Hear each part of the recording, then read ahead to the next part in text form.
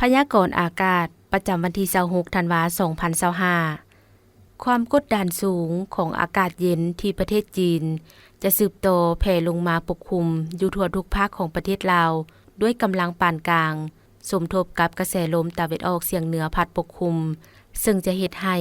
อากาศจะเย็นหาหนาวเย็นลงตึมอีกอยู่ทั่วไปและอากาศจะหนาวเย็นลายอยู่ภาคเหนือ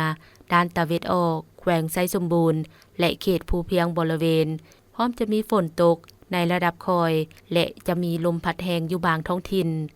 พยากรณ์อากาศแต่เวลา 7 โมงของวันที่26หา 7 โมงของวันที่27ธันวาคม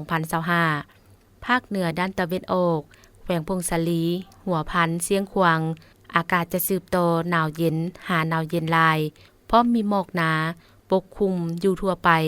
และจะมีฝนตกในระดับคอยพร้อมมีลมพัดแรงอยู่บางท้องถิ่นเนื้อที่การปกคลุมของฝนเท่ากับ20%ของภาคอุณหภูมิในระหว่าง6-23องศาภาคเหนือด้านตะวันตกแขวงหลวงน้ำทาบ่อแก้วอุดมไซหลวงพระบางไซยบุรีอากาศจะเย็นหาหนาวเย็นพร้อมมีหมอกหนาปกคลุมอยู่ทั่วไปและจะมีฝนตกในระดับคอยอยู่บางท้องถิ่นเนื้อที่การปกคลุมของฝนเท่ากับ15%ของภาคอุณหภูมิในระหว่าง8-30องศานครหลวงเวียงจันทน์อากาศจะเย็นลงตึมอีกพร้อมมีหมอกบางปกคลุมอยู่ทั่วไปและจะมีลมพัดแรงเป็นบางโอกาสอยู่บางบริเวณอุณหภูมิในระหว่าง18-31องศาภาคกลางอากาศจะเย็นหาหนาวเย็นพร้อมมีหมอกบางปกคลุมอยู่ทั่วไปและจะมีลมพัดแรงอยู่บางท้องถิ่นอุณหภูมิในระหว่าง14-32องศา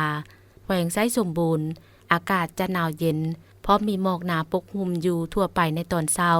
อุณหภูมิในระหว่าง9-28องศาภาคใต้อากาศจะเย็นในตอนกลางคืนหาตอนเช้าพร้อมมีหมอกบางปกคลุมอยู่ทั่วไปส่วนตอนบ่ายอากาศร้อนและยังจะมีลมพัดแรงอยู่บางท้องถิ่นอุณหภูมิในระหว่าง15-33องศาสำหรับเขตภูเพียงบริเวณอากาศยังจะสืบต่อหนาวเย็นหาหนาวเย็นลายเพราะมีหมอกหนาปกคลุมอยู่ทั่วไปอุณหภูมิในระหว่าง9-25องศา